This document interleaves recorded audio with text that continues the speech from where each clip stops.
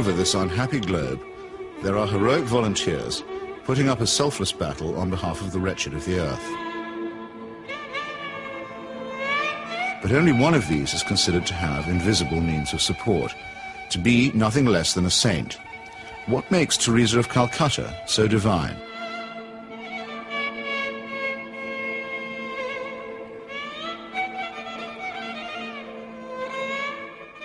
Long before Mother Teresa's helicopter touched down at about 11:20 this morning, the crowds were gathering here at Knock. Among all of you who have made this pilgrimage to Knock this afternoon, we are privileged to have with us as a special guest at this Mass a pilgrim who has come from afar, a woman whose worldwide symbol for goodness and holiness. Not many claims made by the Irish clergy are widely or uncritically accepted, even in Ireland. But the saintliness of an Albanian nun named Agnes Boiaciu is a proposition that's accepted by many who are not even believers. Mother Teresa herself receives extravagant adulation as no more than her due. Of all the women in recent history, no one has captured the public imagination like Teresa of Calcutta. I'm not being facetious, and I'm certainly making no comparison when I say that no woman has made such an impact here since Our Lady herself appeared in 1879. So how did this auction of hyperbole and credulity get started? In that year of grace, 1969, the scrupulously neutral and objective British Broadcasting Corporation permitted that old fraud and mountebank Malcolm Muggeridge to pay a devotional visit to the Calcutta Shrine.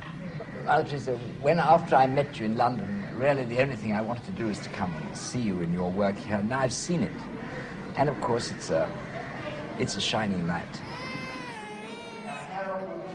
Himself arrogant, almost to the point of humility, Muggeridge became persuaded that he and his team had become the divinely appointed instruments of what he claimed was the first television miracle.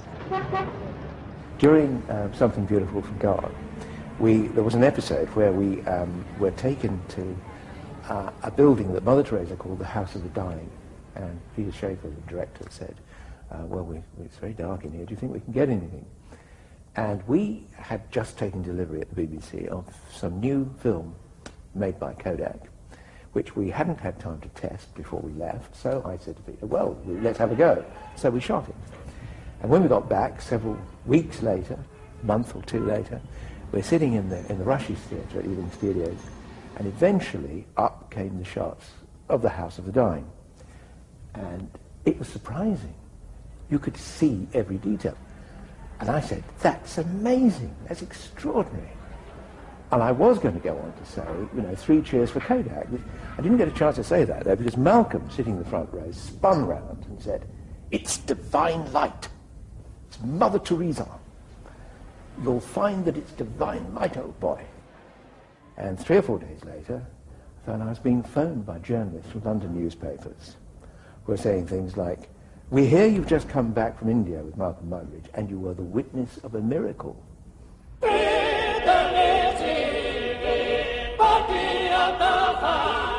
And a star was born. This profane marriage between tawdry media hype and medieval superstition gave birth to an icon which few have since had the poor taste to question. It's like you're actually seeing a living saint. Give a man a reputation as an early riser, said Mark Twain, and that man can sleep till noon. How does the reputation of Holy Mother Teresa look if, just for a moment, we switch off Malcolm Muggeridge's kindly light?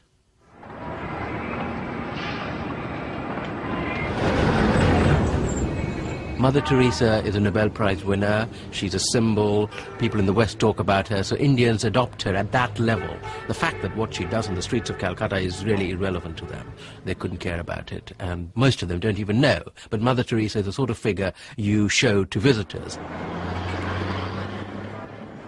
Mother Teresa's flagship institution is her home for the dying, a hospice which purportedly sweetens the last moments of otherwise destitute lives. My initial impression was of all the photographs and footage I've ever seen of Belsen and places like that, because all the patients had shaved heads. There are no chairs anywhere, there are just these stretcher beds, and they're like First World War stretcher beds. There's no garden, no yard even, no nothing. And I thought, what is this? This is 2 rooms with 50 to 60 men in one, 50 to 60 women in another. They're dying. They're not being given a great deal of medical care. They're not being given painkillers really beyond aspirin and maybe, if you're lucky, some Brufen or something for the sort of pain that goes with terminal cancer and the things that they were dying of. And I thought, what's the point? Right from the very beginning, I wanted to serve the poor purely for the love of God and to give them what the rich people get with money. I wanted to give to the poor for the love of God. They didn't have enough drips. The needles they used and reused over and over and over, and you would see some of the nuns rinsing needles under the cold water tap. And I asked one of them why she was doing it. And she said, well, to clean it. And I said, yes, but why are you not sterilising it? Why are you not boiling water and sterilising your needles? She says, there's no point. There's no time. Mother Teresa's cult of death and suffering depends for its effect on the most vulnerable and helpless, abandoned babies, say, or the terminally ill, who supply the occasions for charity and the raw material for demonstrations of compassion.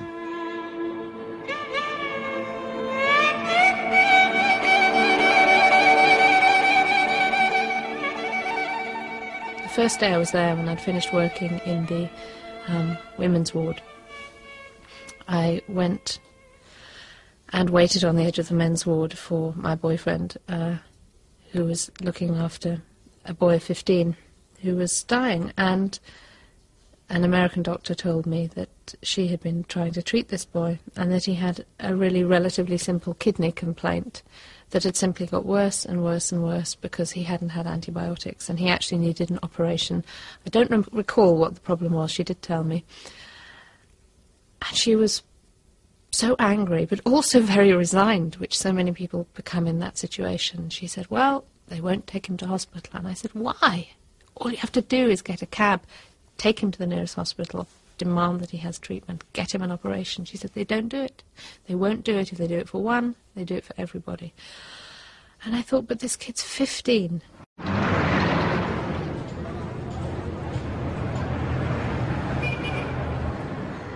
I ventured on my own pilgrimage to the missionaries of charity in Calcutta in early 1980. Who could fail to be touched by the work of the orphanage? Not I, though I did find myself a little put off by the mission's motto, he that loveth correction, loveth knowledge. Bit of a workhouse ring to that, perhaps. But it was Mother Teresa herself who completed the wreckage of the effect. As we stood by the tiny cots, she turned and said, this is how we fight abortion and contraception in Calcutta. Now, it might be argued that a campaign against family planning is low on the list of Calcutta's many pressing needs. But as a leading member of the Pope's fundamentalist tendency on matters of sex and procreation, Mother Teresa has made this single issue into her global crusade. The greatest destroyer of peace today is the cry of the innocent, unborn child. If a mother can murder her own child in her own womb, what is left for you and for me to kill each other? Tenderness about the unborn is an emotion that I share myself. But tenderness about the unborn also becomes an overtly political matter when it's preached by a presumable virgin who also campaigns against birth control. Let us promise Our Lady, who loves Ireland so much, that we will never allow in this country a single abortion.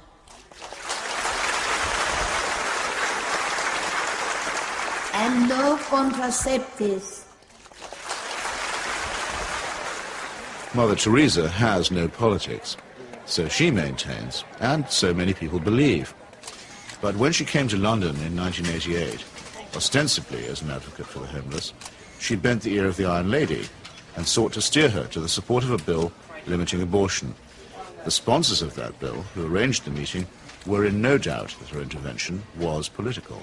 She's not a party political figure, but she's a political figure in the sense that, A, she is part of what may be called the Catholic agenda, the broader Christian right agenda, and the Catholic Church has been following what has generally been considered a hard-line approach under the present Pope.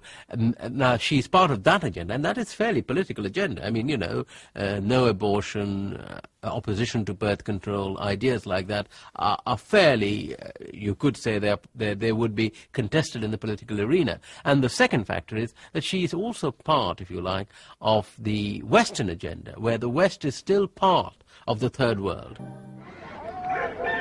The rich world has a poor conscience. It wants, in fact it needs, to think that someone, somewhere, is doing something about the third world. And the Mother Teresa myth ministers to this desire. Here is a Western woman who has forsaken her life, albeit whatever life she might have had in Albania, you know, for sacrifice herself for the people of the third world. It makes the West feel better, you know. This is one of us again, once again rescuing the third world. Raising the roof. Yes, raising the roof. He's got his rations. Yes, he's got it, he's cleaning it. And then pecho shop. In the subliminal appeal that she generates, there is something of the mission to the heathen, something of the old colonial outpost, and something of Florence Nightingale. While in the silent and abject demeanour of her patients, there is something of the deserving poor. The Great White Hope, in this iconography, takes on the big black hole. And the rewards are by no means all in heaven.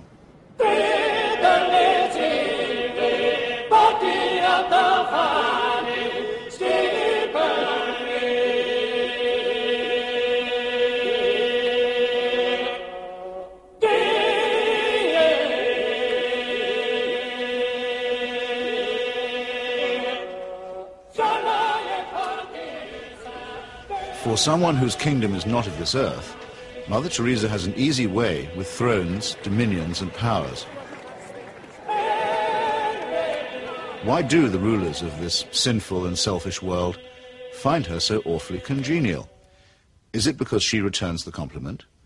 She may or may not comfort the afflicted, but she has certainly never been known to afflict the comfortable. Some people see her here, posing with Ron and Nancy. In the truest sense, citizens of the world. Mother Teresa is. The very hand that bestowed the Medal of Freedom on Mother Teresa armed and paid the death squads of Central America. Accepting the award, with her customary modesty, on behalf of all the world's poor, she croaked, "I never realized that you loved the people so tenderly." I must say, I hadn't noticed that either. Reagan's proxies murdered, among many others, 4 American nuns and the Catholic Archbishop of San Salvador at the very moment that he was celebrating Mass. But, visiting the slaughterhouse states of the region during that period, Mother Teresa found nothing untoward. Everything was peaceful in the parts of the country we visited, she claimed, after touring the killing fields of Guatemala, adding for good measure, "I do not get involved in that sort of politics."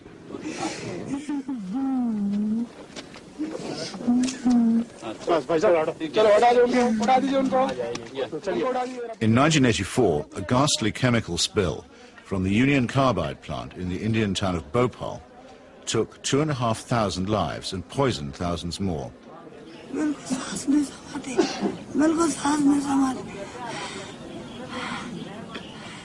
This was an act not of God, but of a negligent multinational corporation.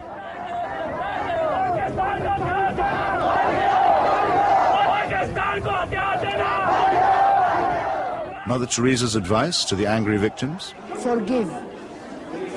Forgive. what Mother Teresa has done is she has accepted implicitly the idea that there's nothing much you can do for the poor except take them off the streets and, look after them. You cannot change their attitudes. You cannot make them feel that they have an ability, they may even have the means to improve and change their lives. She's not bothered with that agenda. She's only bothered with the agenda of trying to rescue their souls and make them a bit better before they go on to the eternal life, which is a very understandable, but in fact a very old-fashioned Christian idea. It is not a question of saying, how can we tackle the real problems of poverty?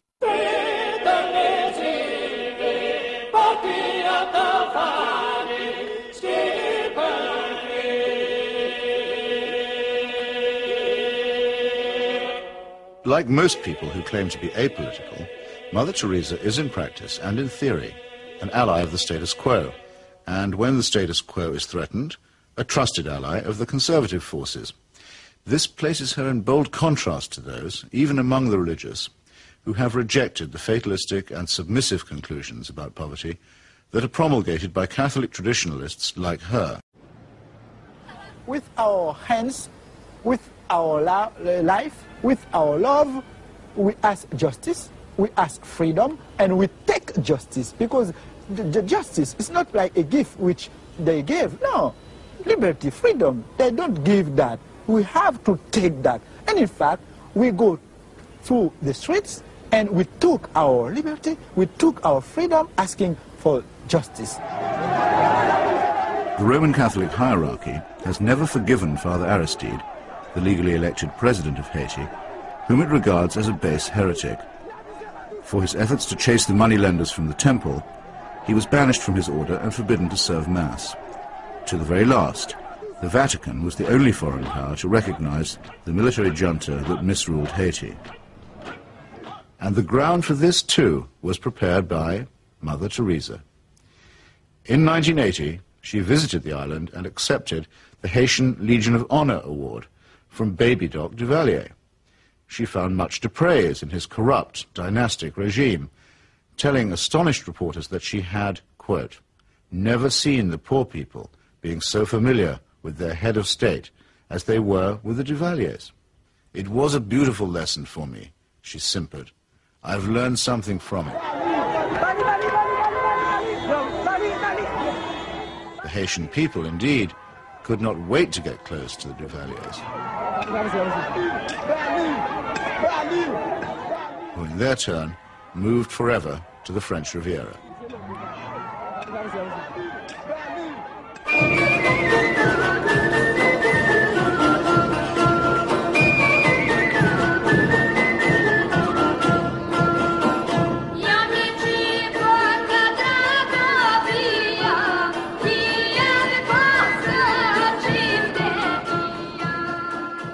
Mother Teresa admires the strength of the powerful almost as highly as she recommends the resignation of the poor.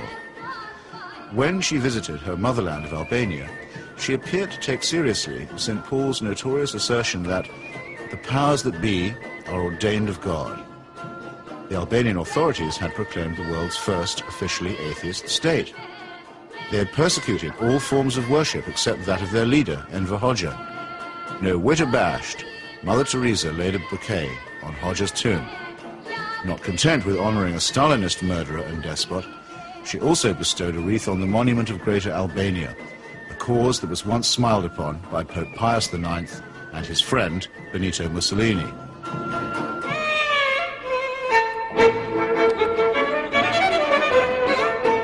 Albania is, for secular reasons, quite rich in orphans. So there was ample scope for an orphanage specialist to praise the institutions of the regime while keeping silent about its victims.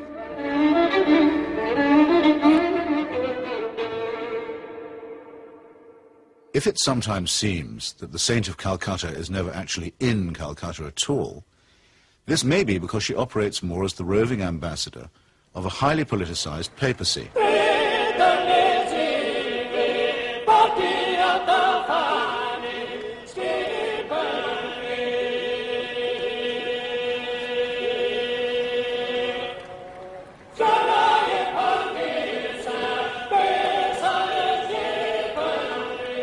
The Vatican foreign policy has taken her from the shores of Lebanon, where the Roman Catholic militia perpetrated the mass murder at the Sabra and Shatila camps, to Nicaragua, where the Cardinal was the patron of the Contras, to Armenia, where she helped Mother Church gain a foothold in the Soviet Union.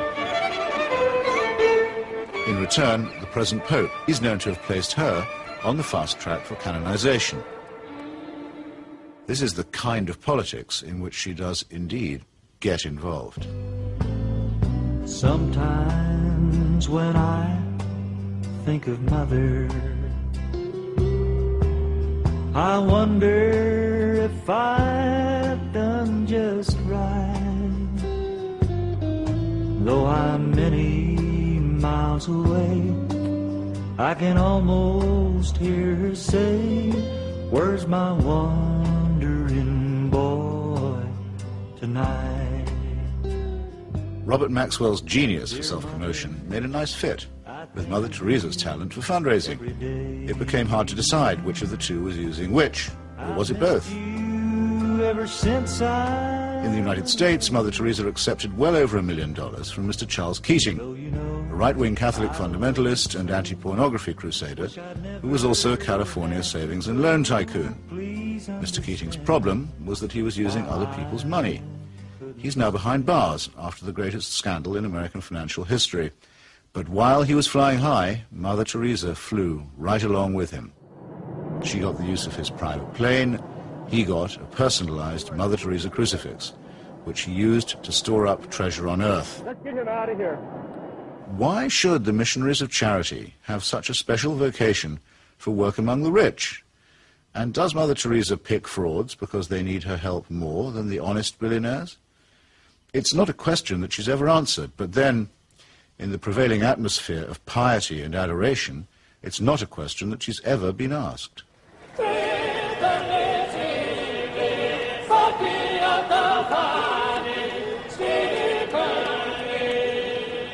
The Teresa cult is now a missionary multinational, with annual turnover in the tens of millions. If concentrated in Calcutta, that could certainly support a large hospital, and perhaps even make a noticeable difference. But Mother Teresa has chosen instead to spread her franchise very thinly. To her, the convent and the catechism matter more than the clinic.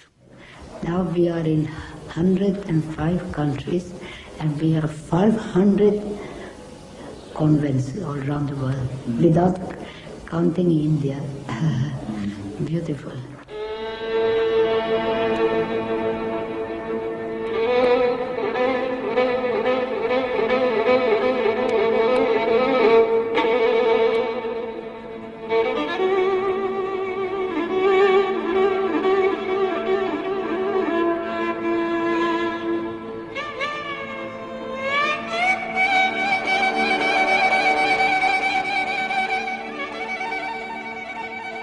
Modesty, simplicity, humility. By these canonical keywords, we are taught that we may recognize saints. Yet Mother Teresa regards herself as mandated by heaven, which is hardly modest. She lends spiritual solace to dictators and to wealthy exploiters, which is scarcely the essence of simplicity.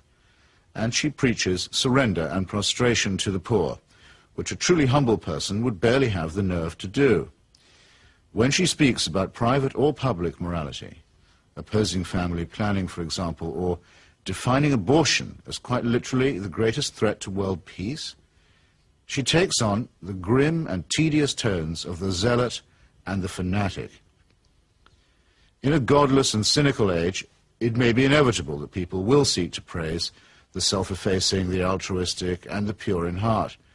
But only a complete collapse of our critical faculties can explain the illusion that such a person is manifested in the shape of a demagogue, an obscurantist, and a servant of earthly powers.